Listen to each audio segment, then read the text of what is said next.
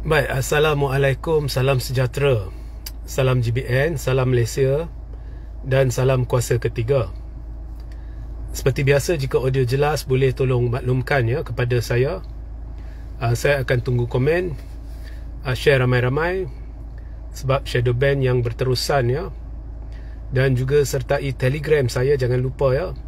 Telegram Regi Jesse Ritaudin. Type Regi Jesse Ritaudin dan sertai Telegram saya, akan berlaku pengumuman-pengumuman kelak. Hari ini saya akan sentuh dua isu.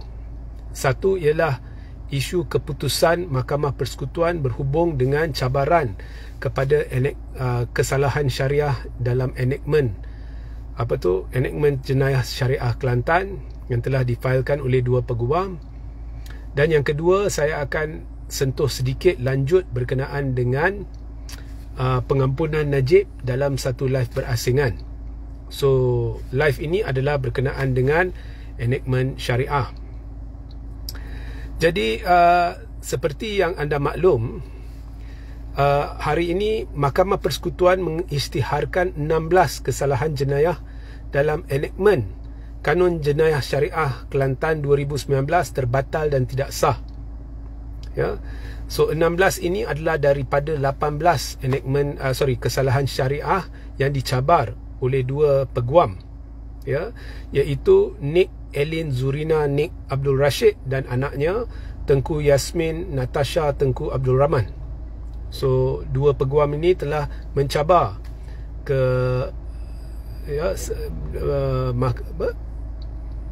enactment Kanun Jenayah Syariah, spesifiknya 18 kesalahan jenayah.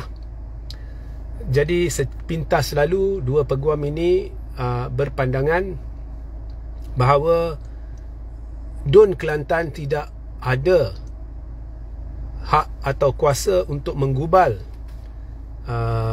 undang-undang yang melibatkan 18 jenayah syariah tersebut kerana ianya bertentangan atau melanggar ataupun tidak selaras dengan peruntukan Perlembagaan Persekutuan. Okey.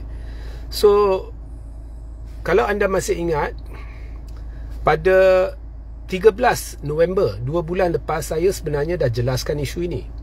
Dan sebenarnya saya pun sudah ramalkan keputusan mahkamah akan memihak kepada dua peguam ini. Jadi tajuk video yang saya buat ialah Jom Bicara, isu cabar enactment syariah ramai lari dari isu pokok. Dan hari ini terbukti apa yang saya katakan benar. Okay. Now, of course, ada orang akan persoalkan motif dua peguam ini. Babak motif ini saya tak nak masuk. Okay. Saya cuma nak masuk babak Perlembagaan Persekutuan.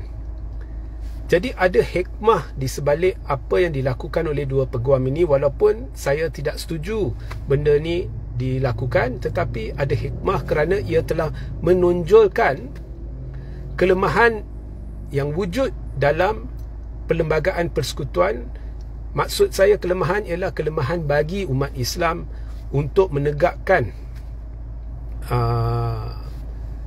Islam secara betul di negara ini, merangkumi juga undang-undang syariah dan hukuman-hukuman dan kesalahan-kesalahan yang diiktiraf oleh undang-undang syariah, di mana orang beragama Islam tertakluk kepada undang-undang itu. Jadi menegakkan Islam dalam erti kata sebenar secara betul di negara ini. So dari sudut itu, wujud satu kelemahan di dalam Perlembagaan Persekutuan, dan tindak tanduk dua peguam ini telah menonjolkan kelemahan itu. Okay, so motif tu cerita lain. Okay. Dan di dalam video itu saya telah membawa perhatian anda kepada satu bahagian di dalam Perlembagaan Persekutuan yang ramai mungkin tidak tahu atau tidak teliti. Sebab ramai bila nak pertikai tindak tanduk dua peguam ini, mereka merujuk kepada perkara-perkara di dalam Perlembagaan Persekutuan bersangkut paut dengan undang-undang bagi orang Islam. Tetapi sebenarnya di dalam perlembagaan ada jadual-jadual tertentu yang antara lain memberi tafsiran kepada perkara-perkara ataupun peruntukan-peruntukan di dalam perkara-perkara di dalam Perlembagaan Persekutuan. Ya.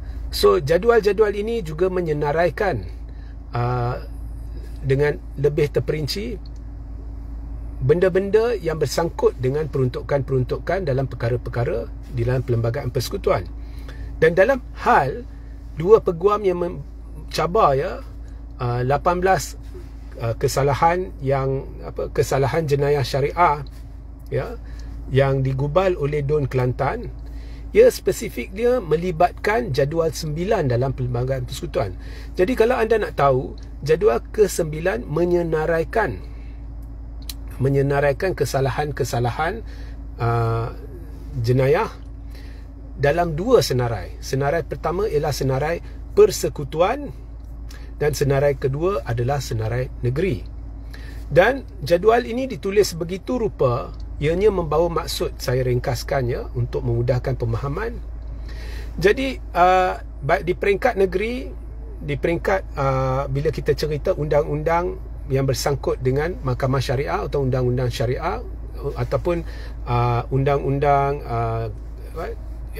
kanun jenayah syariah dan sebagainya, di peringkat negeri, semua yang beragama Islam tertakluk kepada undang-undang itu, termasuk kesalahan-kesalahan jenayah, melainkan yang sudah tersenarai dalam senarai persekutuan. Maknanya jika satu-satu kesalahan telah tersenarai di dalam senarai 1 jadual 9, maka mahkamah syariah tidak ada bidang kuasa ke atas kesalahan itu, kerana ia melibatkan mahkamah sivil, mahkamah jenayah di peringkat persekutuan yang tidak melibatkan mahkamah syariah. So ada pengecualian di situ.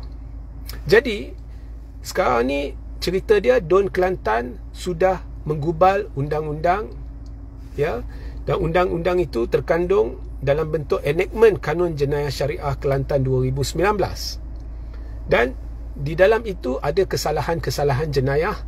18 daripadanya menurut dua peguam ini tidak sah kerana ataupun mahkamah syariah di Kelantan tidak ada bidang kuasa untuk membicarakan kesalahan itu kerana ianya terkandung di dalam senarai persekutuan. Jadi ini dibawa ke mahkamah. Sekarang mahkamah kena putuskan, adakah hakikat bahawa orang Islam tertakluk kepada undang-undang syariah diutamakan, ataupun pengecualian yang wujud di dalam jadual 9 Perlembagaan Persekutuan diutamakan. Itu pokoknya. Jadi kes yang dibawa ini adalah kes bersangkut paut dengan Perlembagaan Persekutuan, dan ianya adalah untuk mahkamah memutuskan atau mentafsirkan dari sudut Perlembagaan Persekutuan mana jadi keutamaan. Maka selepas mahkamah ia masuk dari mahkamah tinggi ke hingga peringkat mahkamah persekutuan, ia dibawa ke depan 9 hakim.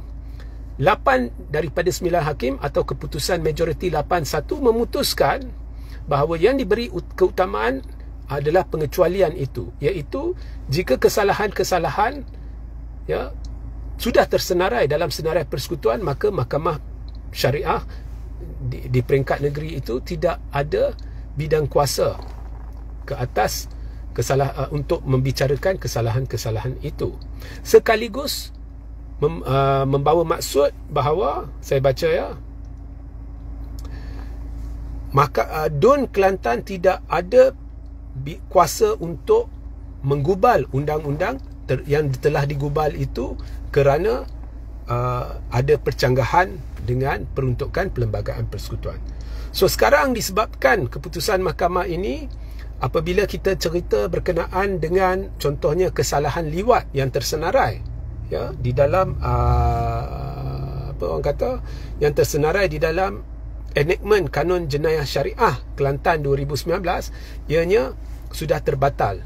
Maknanya ia balik kepada senarai persekutuan dan mahkamah syariah tidak ada jurisdiksi atau bidang kuasa. So susulan keputusan ini seperti dulu saya dah beritahu, isu pokok orang dah lari. Orang kata ada pemimpin politik dia capitalize on this issue dan kata ini adalah cabaran kepada syariah, mahkamah syariah, undang-undang syariah, cabaran ada yang sampai cabaran kepada Islam pun ada, Laskar dan aktivis dan sebagainya. Sebenarnya ini cabaran untuk memutuskan mana satu yang betul atau diberi keutamaan. Ianya adalah isu perlembagaan persekutuan, bukannya sebenarnya mencabar mahkamah syariah. Ianya adalah supaya mahkamah boleh tafsirkan, dan berdasarkan tafsiran ini sekarang perlembagaan persekutuan yang ada perlu dibaca bersama dengan keputusan mahkamah hari ini untuk mendapat tafsiran lengkap. Okay. So it has nothing to do with cabaran kepada Islam maupun cabaran kepada mahkamah syariah sebenarnya. Walaupun ianya sedang disebut oleh ahli-ahli politik. Dan saya masih ingat 13 November selepas saya memberi pencerahan itu, baru naratif mula berubah, baru orang mula kata, okey, sekarang kita perlu pindah perlembagaan persekutuan untuk supaya kelemahan ini, ya, kelemahan buat Islam di negara ni tidak wujud lagi. Okey. So sekarang mahkamah dah buat keputusan, dan sekali lagi sudah mula pemimpin dan ramai bersuara. Dan walau bagaimanapun sekarang ni pemimpin menegaskan perlunya pindaan perlembagaan. Tetapi saya juga nak beritahu di sini, ya, maaf ya, sebab saya ni, kalau putih kita kata putih, kalau hitam kita kata hitam. Dalam babak ini saya nak tegur, okey. Sebenarnya semua ini tercetus berikutan satu kes yang berlaku pada 2021. Dan malam ini saya akan mainkan satu video di mana Tuan Muhammad Hanif Katri Abdullah, peguam yang tersohor tu, telah mengulas isu ini. Dan anda boleh dengar ulasan dia sepintas lalu, ya.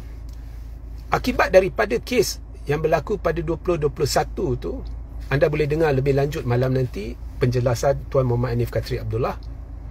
Sekumpulan peguam beragama Islam telah pun menghantar satu petition kepada pemimpin-pemimpin kerajaan dengan cadangan-cadangan bersangkut dengan perlunya pindaan perlembagaan untuk mengatasi perkara ni. Dan kalau anda tanya saya, pindaan yang perlu adalah kepada jadual 9. Contohnya, jadual 9 boleh dipinda untuk memberitahu secara jelas bahawa apabila melibatkan undang-undang syariah, walaupun terdapat sesuatu yang tersenarai di dalam di dalam mana-mana enactment syariah, ya, tersenarai juga di senarai persekutuan, tetapi kerana melibatkan undang-undang syariah berlandaskan kepada ajaran Islam dan hanya untuk orang-orang Islam, ianya patut dibenarkan. So something to that effect perlu dipinda. Dan pindaan ini amat mudah dilakukan, bukannya memakan masa bertahun, bukannya memakan masa setahun, malah boleh memakan masa 2-3 bulan dengan pakar-pakar perlembagaan, dengan peguam-peguam pakar untuk membuat rang undang-undang pindaan. Okey. Tetapi